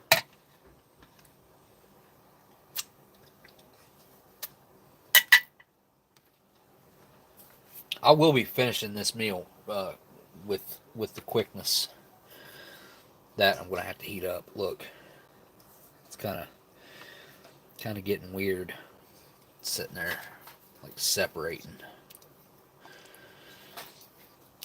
Oh, it looks so good though. All right, I got sweet peach flavor in my mouth. I'm not gonna do it. Not gonna do it. Not gonna do it. I think that was Ross Perot back in the day. A little meme. All right, slide this back. Got the camels coming out right now. I'm gonna have a camel with you guys. Do a little chatting with the chat. This one. This is the one I took one out of last time. I will say, overall, this has been a fantastic meal. Of course, I don't know why, but I was in the mood for the peanut butter and jelly, so it kind of really hit the spot also. I was pretty surprised at how well that went with the coffee, and I'll be heating my coffee back up just so that I can eat the rest of that with that coffee, with the sweet creamy coffee. There's, I don't know, about half a cup of coffee there, maybe about 4 ounces probably, if I'm lucky. Maybe enough to eat that bar. And I'll probably eat the rest of that with this, and I'll eat the rest of the peanut butter and jelly with that piece of bread right there. That will go back in the package, and I'll finish those peaches off too. So I'm going to end up finishing this entire meal except for that, which I'm not a huge fan of this anyway. I don't know. I like a nut mix better. That's just me though. It's personal preference. Turn the camera around now and talk to you folks for a little bit. I think I lost my chat. There we go. We had the whole set back at Boy Scouts camp, and that's always what I think of first. It's Melmac. Oh, Melmac. Yeah, I've got a Melmac coffee cup, like a tumbler. It's like a regular cup. The tiny bowl, the big bowl, tray, and something else. All that I got from Roller Yak, as a matter of fact. Got it from Sean the first time we met. The auction. The auction, I think it was just for the Ration Museum. I should have savored that a little bit more. Alf's Homeworld. Yeah. Yeah, you're right. Melmac. That's funny.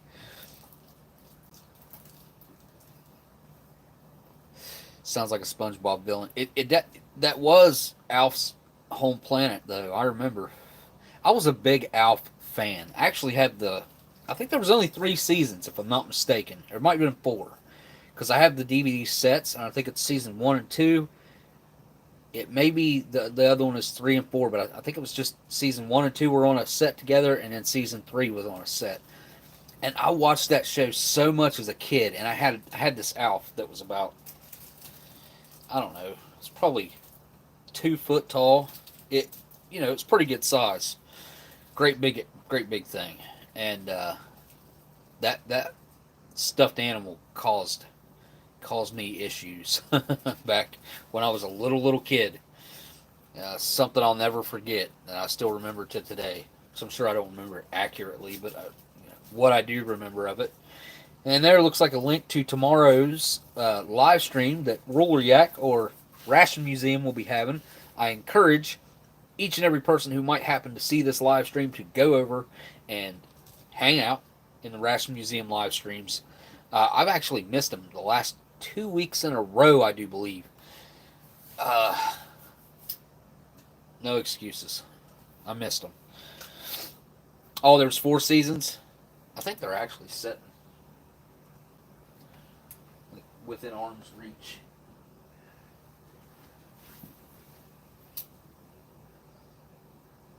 Chips.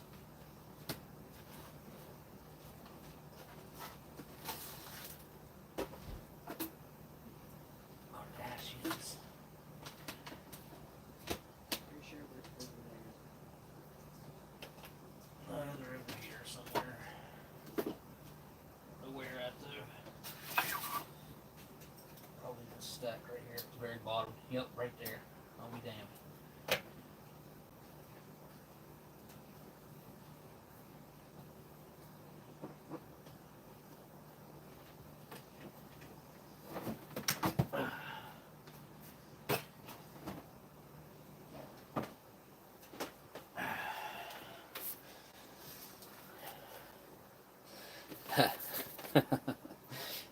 Alf. There's season 3 and season 2. I must have season 1 also on separate. I used to be big about buying seasons of everything. I've got seasons of House MD, Bones. Well, actually, for me to try to name a list of all the different seasons of DVDs that I have would be silly because I have so many different seasons. If I was to guess, I'd say I probably got 300 to 400 different seasons. I tried to get the complete seasons of a lot of stuff, and I'm sure well, at the time, I had the complete seasons of a lot of stuff, and of course, there's been more seasons go on since then. One of the big ones, right whenever I was still doing that, was what was the name of it? Shameless. Shameless was a big one. And then I tried watching it again a couple years after I got hurt. Basically, I kind of stopped watching it then. But then I tried to watch it after, and it wasn't as good. You know, shows drop off kind of, but you also got to stay up with them too. You got to watch every episode. I'm a big fan of shows that you can pick up in the middle of a season. Each episode is its own thing, its own story, its own, its own whatever. I wonder if they sell DVD sets of Eating History. Huh. I need to find out. If they do, I need to get one.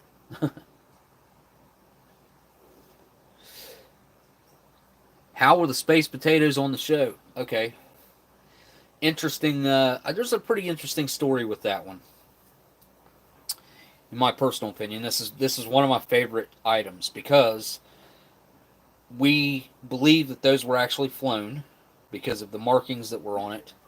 And Sean could probably tell you. I was actually communicating with Sean and K-Man and a couple other people that had some knowledge on space food and also flown space food. The space programs at the time, we tracked it down. Obviously, there was a date on there, which was 90. I want to say it was 91 or 92, or maybe I can't remember. But the date code on it. So Matt, the show producer, great guy, I consider him a good friend. I went to his wedding back in July. Love the guy. Him and Emily they both worked on the show. But Matt was the showrunner, so basically like the director, head producer of the show. And anyway, he brought that item out at I'm going to say 6 o'clock in the evening when we were filming. Maybe it was 5:30. So it was towards the end of the day. And we had the option of he said, "Do you want to go ahead and film this?" And I was like, I don't know, man. Let's see where we're at when everybody gets settled in and see what time it is. It ended up being after 6 o'clock. I remember that.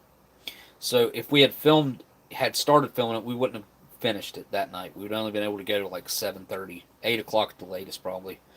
Because that was still not, I wouldn't get back to my hotel till after around 9 o'clock, something like that. So we ended up not doing it till the next day. And whenever they brought it out and we was looking at the date, I realized that it was close to about where we were at in the year. It was just don't quote me on this. I can't remember exactly what the number was, but it was the 230th day or the 260th day, whatever. So I was like, somebody look up and see how many days into the year we are right now. And they looked it up, and it was the exact same amount of days into the year. So say that I can't remember exactly the year. Say it was 1989, just for argument's sake. 1989, the 265th day. Well, here we are in 2019 on the 265th day, exactly X amount of years from when this thing was produced and packaged on this exact same day 30 years ago, 20 years ago, whatever it was. And it just felt like we were, it was one of those weird coincidences that you either pay attention to or you don't. And you just say, oh, it's just a coincidence, and you move on. You don't pay any attention to it. But I thought that, to me, it was significant.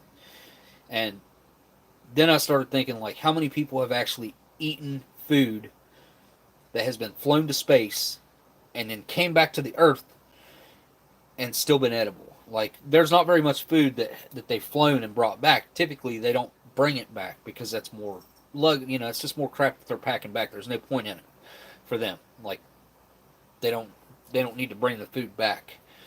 And they don't anymore. They don't do that anymore. So the food doesn't go to space and come back anymore.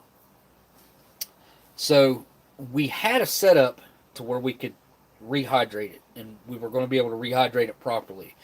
And then something we had didn't work properly, and we ended up just we took like a syringe and filled up the port that they would have had, on the ship. They would have had a little clip-in port where they would clip that in, go over here, and press a button for either hot or cold water. It'd be hot, boiling water, or cold water. They press the button, and it would eject it with, I think you set the dial like 8 ounces, 3 ounces, whatever. And we put the proper amount of water in it, let it sit there and rehydrate, and then we ate it. And I got the weirdest, like, I got emotional over that. It was, whatever. It was weird, just all the thought processes that I had leading up to that. Was the scalloped potatoes good? They were edible. Like, no doubt about it. They were not much different, I would say, than what they were when they first came back. Now, I don't know what flying into space and then coming back to Earth maybe could have done to the changes in the packaging or the, internals, if anything at all. Maybe nothing at all. Because obviously it would have been in a pressurized environment the entire time where the astronauts would have been. So it's not like they took it out on a spacewalk with them to see what, the package would have done in the vacuum of space, right? So probably not much different environment than it would be here on Earth, I wouldn't think. But it's just really cool to think that I've eaten food that's been in outer space. Not too many people can say that. And the scalloped potatoes weren't great. They weren't great. They weren't bad. But if they hadn't if they hadn't been space food and went to space and all that, and eating them on the same day that they were packaged, and all those things that came together, it wouldn't have been that great of an experience. But when you add everything in together, it like really drove it home for me how cool what I was doing was at that moment. So I really valued that experience, and I really I pointed it out to Matt and Josh, and we kind of had a moment over it because it was, to me, it was special. It was something really interesting. It's one of the items that we done that really I have a lot of memories about that day, and it was really cool, really cool. So yeah, there's your answer about the about the space potatoes, the scalloped potatoes. There was a few times where something like that, not exactly, obviously, not that scenario, but where a weird coincidence would happen, and I would recognize it as being what it was. So I have a few stories that are significant, I would call it, to me, and I don't know if anybody else remembers them even similarly as I do. I know another instance that we had. Matt was the one that kind of made it happen, and I know he'll remember it. I'll have to tell you guys that story some other time. but it's a good one. I actually did an interview with Spotify. Uh, when was it? I did an interview with Spotify 2 days ago on the phone. It's not like it's going to be, if it turns into what they were saying it could be, then it'll turn into like some real interviews. I don't know if it's going to be podcast style, but I still don't understand this either because I'm actually working with Spotify, the company, not like somebody who live streams or podcasts on Spotify. It's Spotify themselves. I need to ask more questions about that because I've never heard of anybody working directly with Spotify other than like Joe Rogan. They bought well, I guess they bought the rights to his podcast or for him to stream exclusively on there for like $100 million or something. It was crazy, a lot of money. But so I had the point that I brought this up was I was talking to them the other day, and they asked me what one of the things that I ate on the show that I really liked, and I had to tell her that it was one of the things I didn't think that I was going to like. First of all, I was actually scared of it, and it was one of the things that ended up tasting really good. It was over 100 years old, and I was extremely impressed with the overall quality of it, the taste of it, and what it claimed on the bottle, what it would do. It did. It did, and it did well. So, um, and that was the cod liver oil. The cod liver oil, I was afraid of it. I'm not gonna lie. Like it was oil in a bottle, and anybody who's ever had like old vegetable oil or anything like that that's set around for, I don't know, let's say a couple years. Sometimes it'll go rancid and it'll smell horrible. And if you tried to eat that or consume that, it would do all kinds of. It would make you have a really bad stomach ache. It'd make you sick. Your mouth, you'd have that numb mouth, tingling mouth, things like that would be going on. So I was I was scared of it for that reason, and also what I know about oils, thinking, yeah, this is probably going to be a really horrible experience. Plus, it's cod liver. It's going to be real fishy. It's going to be nasty. The exact opposite was true. Now, it was 8% alcohol. So I think that had a large part in it still being as good as it was. I think the alcohol helped preserve it a lot. But that bottle was very well sealed with a cork. Haggis. Haggis. Yeah. Haggis or Maggies? I think it was Haggis. The federal government sued that company for false advertisement because they were saying that they were making all these claims on their bottle, and it was basically like a snake oil, or you know how like those tonic guys used to travel around with like the horse and buggy, and this would have been the time period when they could have still been doing something like that, even turn of the century, like late 1800s. Our federal government ended up suing this company, saying that they were making all these claims that this stuff would it was good for your gut health. It was good for, what else was it? Digestion is what it said. Aids in digestion, and then it was like it also, I can't remember exactly what it all was, but I'll tell you this: the day before we were to come home, we were supposed to fly home, is the day that we tried that stuff. Tried the Haggis or Maggies, whatever it was. I can't remember. I think it was Haggis. Um, and the next day, mainly, it started like that night, but the next day, we had to travel. Josh was traveling back to California. I was traveling back here to West Virginia, and we both called each other around the same. Well, I called him, and he's like, "Man, I was going to call you," and I was like, "Dude, are you having any issues, like trying to make your flight or whatever?" And he was like, "Yeah." He's like, I he almost missed his limo, they called it, but it's just a car. He almost missed his car.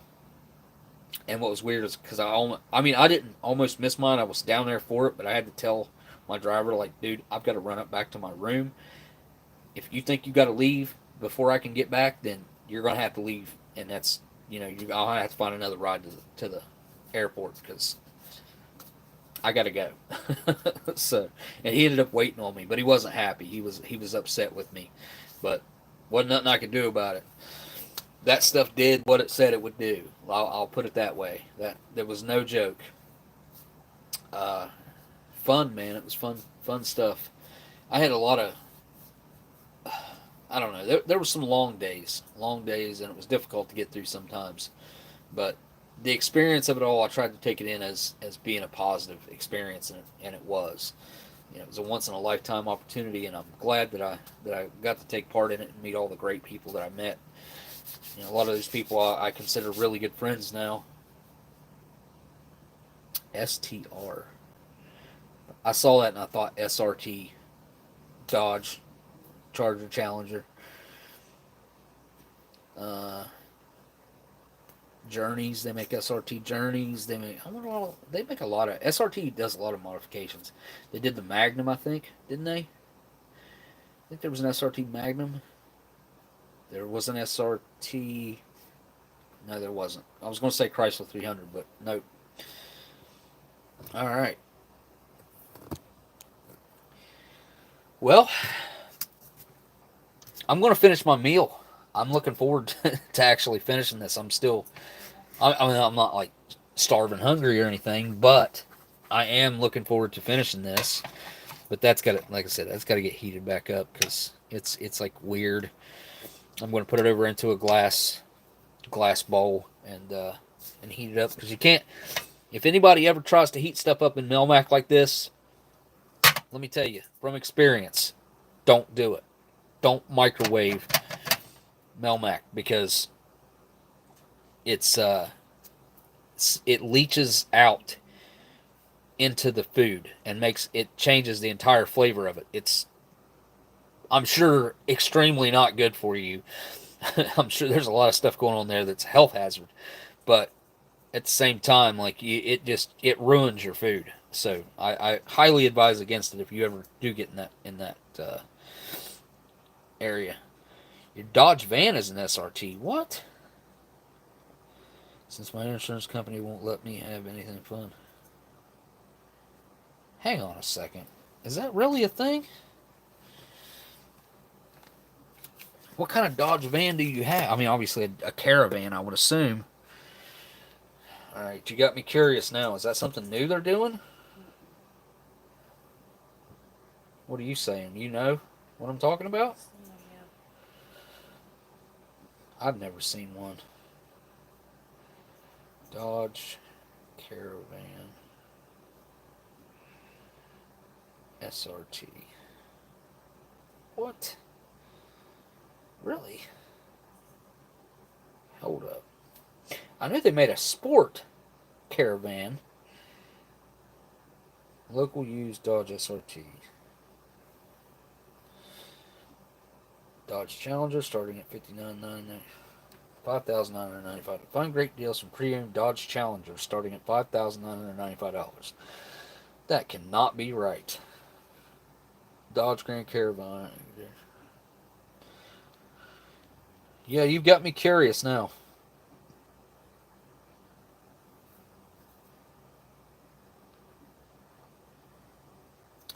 My young girls adore Sean. They're vultures. That's funny. Good night, Smitty. Be good, buddy.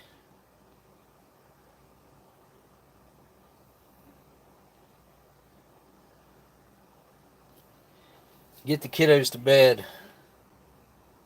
Is this it? What about a Pacifica SRT Hellcat wide body? That would be awesome. See that picture? A Pacifica. I would own one of those in a heartbeat. That sounds really cool. It sounds like they're actually debating on making one of these things. No, that's just a guy, RT Life, on YouTube. But it looks like somebody might have built a blue one.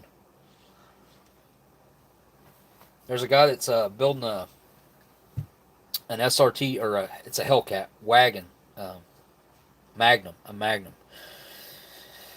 he took a wrecked Charger Hellcat, and he's turning it into a station wagon. And last time I saw it, it was looking really, really good. It was very well done. I'm not seeing an SRT van. Dodge Caravan review. Now,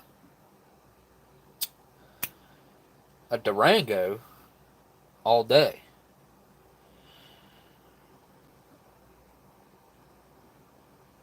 Yeah, Hellcat soccer mom van. Yeah, pretty much. I mean, look at these images. Look at that thing. That thing's awesome. I mean, you got all the space to haul people around. Plus, you got 707 horsepower under the hood. I mean, only about 600 of that, or maybe even less, 580 of that makes it to the wheels. But still, there's another one, red one, looking pretty good. I just accidentally clicked on it. Lingering odors? Stop it. Stop it, stop it. Yeah, I'm not seeing the SRT vans, though.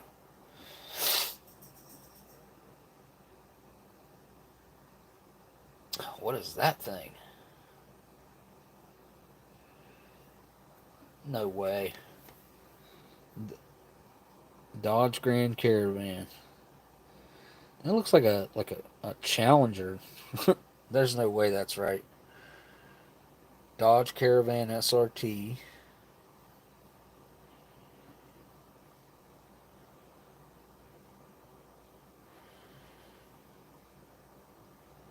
I think if Dodge brought SRT game to the Dodge, I don't know. I see the Sports SXT. Plenty of those.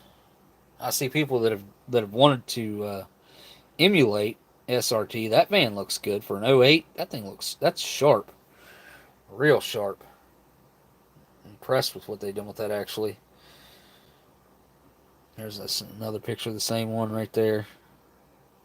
Looking pretty good.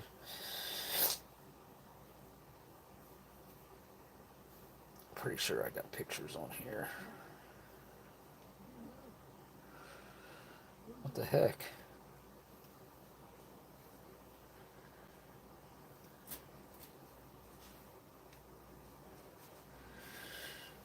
Here's what I drive.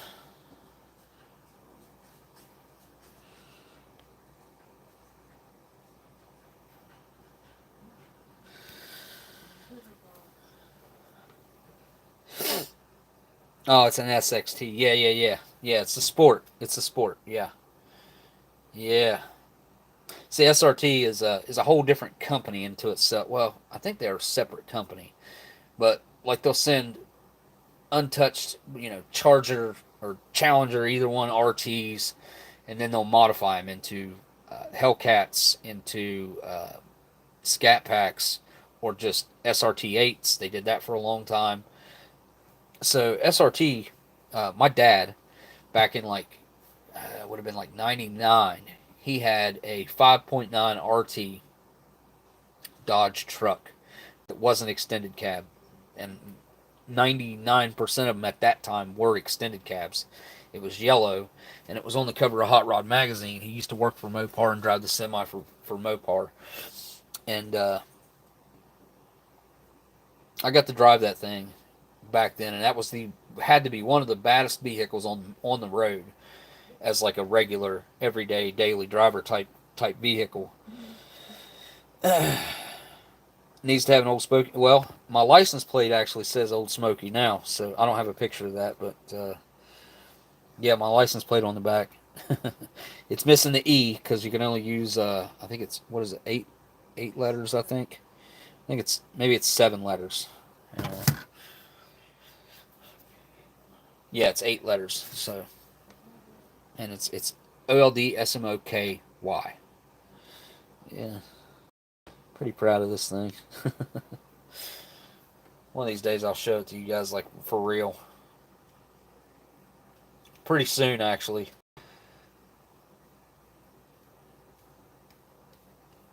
It's one of only 23 in this color, though. It's kind of cool. Kind of a cool fact. Contusion blue. They only made 23 of them. I didn't know that until after I got it, but Anyway. All right, guys, I'm not going to drag you guys out here any longer. I'm going to let you guys go. Man, it was really nice getting to hang out with you guys this week. I really appreciate each and every one of you tuning in, hanging out. Look for me next week. I do plan on, I think, let's see, it'll be right after Thanksgiving. So, before I leave, don't forget, I don't know if you can get, I'm pretty sure you might be able to get this before Thanksgiving if you really try hard. And contact Miss Marilyn and say, man, I really would like to have that before Thanksgiving. She might hook you up. I don't know. she might try a little harder for you. Get it to you. Go to AnnandAlan.com and get yourself some gooey butter cake. Look, I know my list is probably not accurate, but this was a couple years ago, at least a couple years ago, 2-3 years ago. There was 73 flavors. There's probably more than that now, but there you go. Anything you could possibly want. Peanut butter and chocolate, chunky peanut butter, pecan pie, peppermint bark, very fitting for Christmas, pina colada, pineapple, pumpkin. That's good for pumpkin caramel pecan, raspberry, red velvet. I think I had the red velvet. Did I have the red velvet? Can't remember. No, I had red velvet military cake. Espresso chip. That sounds good. Elvis. Cranberry walnut. That sounds good. Cookies and cream. Probably not my thing. Anyway, all different kinds of flavors. You can just go with the classic butter flavor, gooey butter flavor. I would advise at getting at least one just regular butter flavor. So check it out. AnnandAlan.com. Tomorrow, Ration Museum live stream, probably starting at 3. If not 3 o'clock, it'll be 5 o'clock. Go ahead and check that link. It was in the chat. Just click on it, go over there, set reminder, and then it'll remind you tomorrow, maybe. YouTube's not very good at that. Last time I set a reminder for the Ration Museum live stream, it did not remind me. So, YouTube kind of sucks when it comes to stuff like that anymore. Anyway, I appreciate you guys a whole lot. Thank you so much to my patrons. You guys, I really appreciate you. I've actually got some things that I might be able to be picking up in name of the patrons, and I'm going to be giving back to my patrons really, really soon. That just heads up. Anybody who was watching this, be watching for that, because I'm going to need your address for most of you. I don't have 95% of your guys' address, but I'm going to need it. But all right, guys. I think now all I got left to do is say thank you guys for watching, and I'll see y'all on the next live stream. Later.